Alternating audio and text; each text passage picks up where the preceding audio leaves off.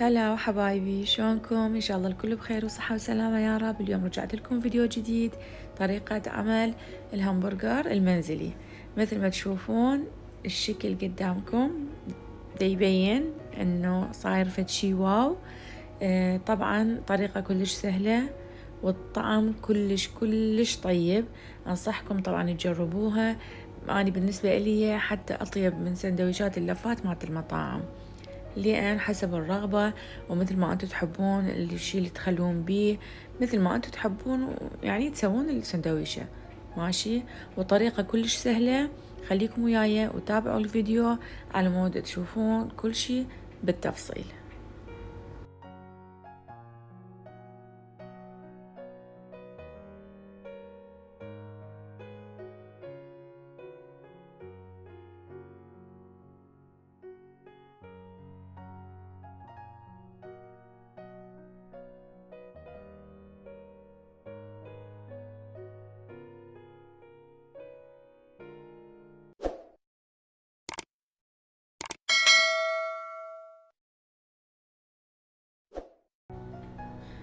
هسه هنا عندنا نص كيلو لحم مثل ما تشوفون، بدهن نسبة دهن قليلة مو هواية.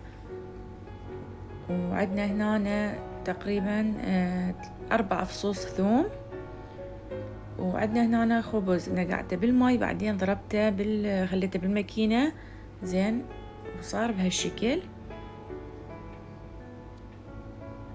وهسه هنا راح نبدي ننزل اللحم أول مرة. مثل ما تشوفون نسبة الدهن بيه مو هواية قليلة، الشحم يعني اللي أقصده بالدهن. تمام. ووراها راح ننزل عليه الخبز اللي أنا نقعته بالماي وخليته بالثرامة الماكينة، ونخلي همينة 4 فصوص الثوم.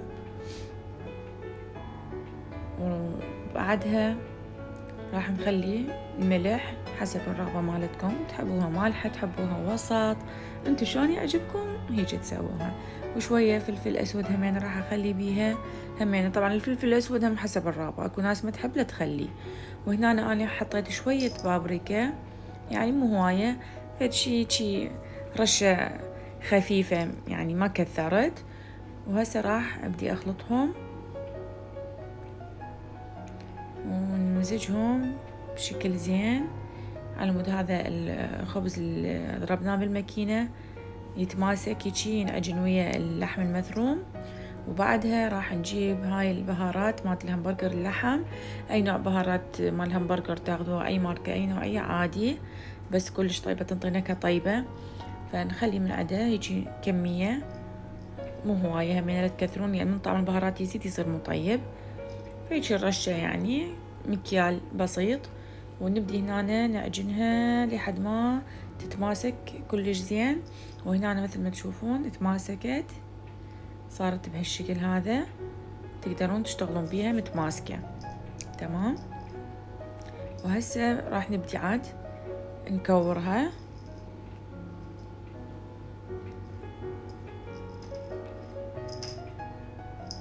بهالشكل. أنا أسوي أكورها بيدي على السريع بهالطريقة، أنا متعلمة يعني فعادي. وأكو طريقة ثانية همينة طبعا للي ما يقدرون يطلعون هذا الشكل وما تطلع بيدهم تصير عاجة لو شكلها مو حلو هاي، فلكم هاي الطريقة الثانية اللي هي هاي أسهل لكم. تكوروها بيديكم هيجي وتخلوها هيجي على سفرة يعني نايلون أو فد شي، وراها تجيبون فد كاسة فد شي، وبهذا الشكل تطلعون الدائرة مالتها متساوية، وزايد من الأطراف تشيلوه وبكل سهولة همينة تشيلوها وتخلوها بصفوختها اللي بالصينية. وهنا صارت عندي جاهزة مثل ما تشوفون، كملتهم كلهم سويتهم. وهسه المرحلة المهمة راح نبدي نقليهم. هنا أنا خليت شوية زيت بالمقلاية وراح أبدي أقليهم. طبعا اللي يحبوها تستوي زايد شوية تحترق عادي، هم حسب الرغبة.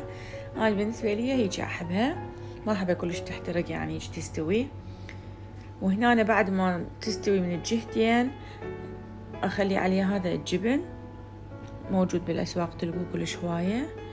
وورا مدة طبعا هذا هم حسب الرغبة، بس أنا أنصحكم تجربوه. وراها من تبدي تموع شوية، يموع الجبن، راح تشيلوه وتخلوه بالسندويش. طبعا السندويش أنا حاطة بيه مسبقا هنا محضرته، كنت حاطة بيه الطماطة المقلية، البصل المقلي والكاتشب والصوص والمايونيز.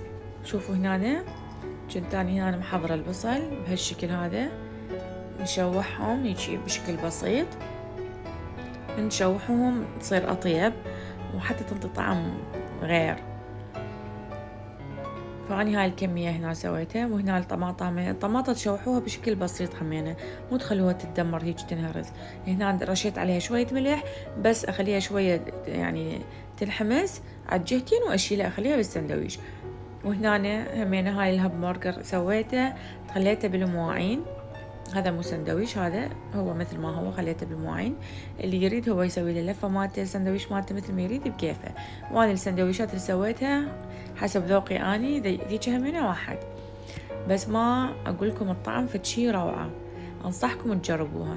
شوفوا الشكل والطعم بعد احلى واطيب، يعني صراحة فتشي كلش انصحكم تجربوها، واني متأكدة من تجربوها راح تعجبكم. فجربوها وانطوني رأيكم. وطبعا كلش سهلة، ما تاخذ وقت هواية، زين، وشي سريع همينة وسهل بنفس الوقت، لا يتعب ولا أي شي، ويشبع همينة بصراحة.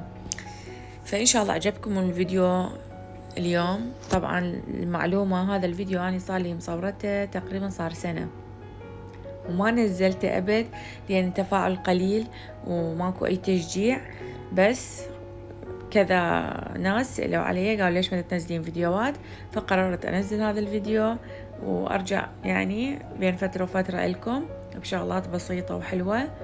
وإن شاء الله عجبكم الفيديو ونال رضاكم، ولا تنسوني باللايك والاشتراك، ولا تنسون تفعيل جرس التنبيه حتى يوصلكم كل شيء جديد.